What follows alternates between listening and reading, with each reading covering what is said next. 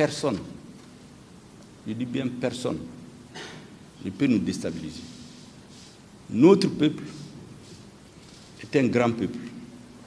Les peuples de France, les peuples européens sont des peuples amis.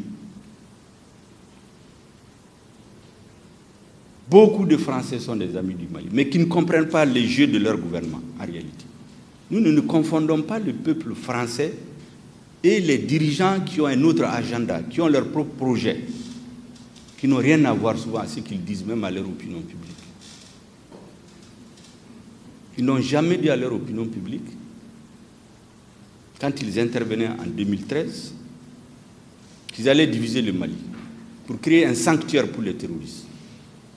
Ils n'ont jamais dit. On présente les soldats français qui meurent, personne ne nie.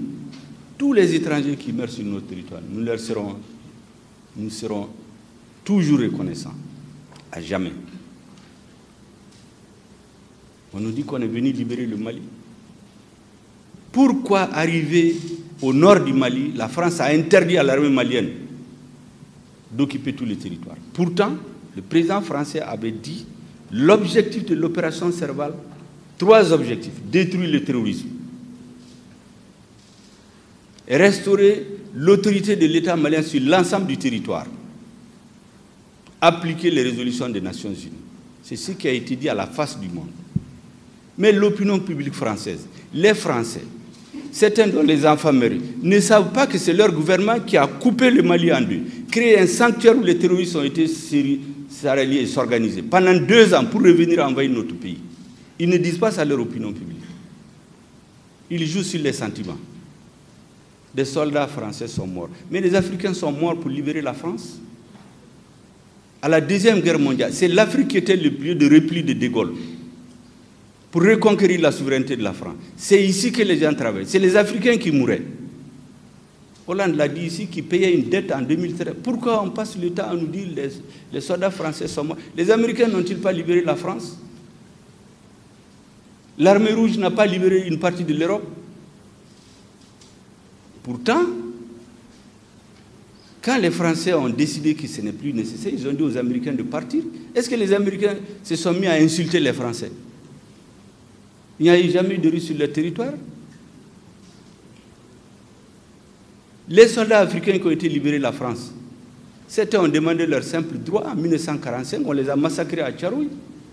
Donc il faut qu'on arrête de jouer sur les sentiments et nous faire la leçon. Personne ne peut faire la leçon au gouvernement malien, surtout pas des leçons de morale.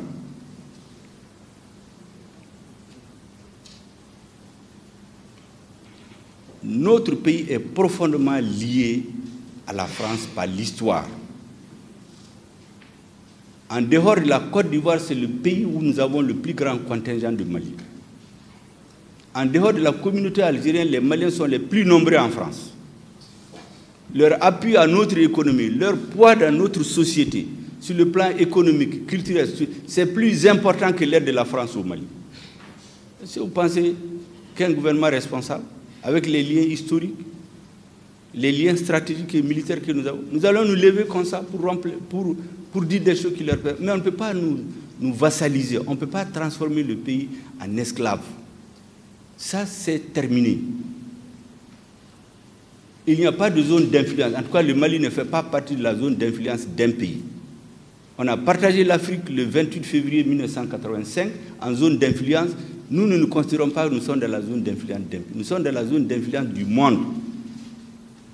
Donc personne ne peut traiter les problèmes du Mali par procuration. Personne. Et lorsqu'on refuse ça, on nous insulte, on nous menace, on viole les règles. Comment vous voulez construire? Vous voulez rétablir le retour à l'ordre constitutionnel normal pour construire un état de droit en violation des règles qui ont institué la CEDEAO, qui ont institué l'UEMOA, qui ont institué les Nations Unies, vous violez ces règles et vous dites que vous voulez ramener l'ordre constitutionnel normal. Ce n'est pas possible.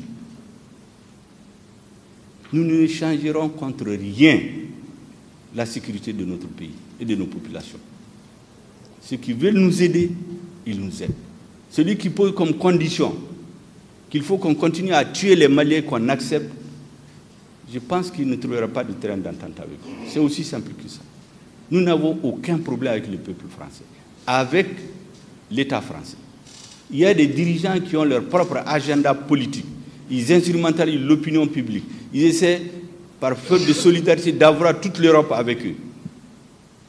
Pourquoi beaucoup de pays européens et américains ont refusé cette histoire de G5 Sahel et de Takuba? Parce qu'ils voient ce qui se cache derrière. Nous aussi, nous voyons, on a un coefficient intellectuel largement au-dessus de la moyenne, contrairement à ce qu'ils pensent. Nous savons ce qui se cache derrière ça. Takuba, vous savez, c'est pour diviser le Mali. C'est le sabre en Soré et en Tamashek. Ce n'est pas un nom qui a été pris par hasard.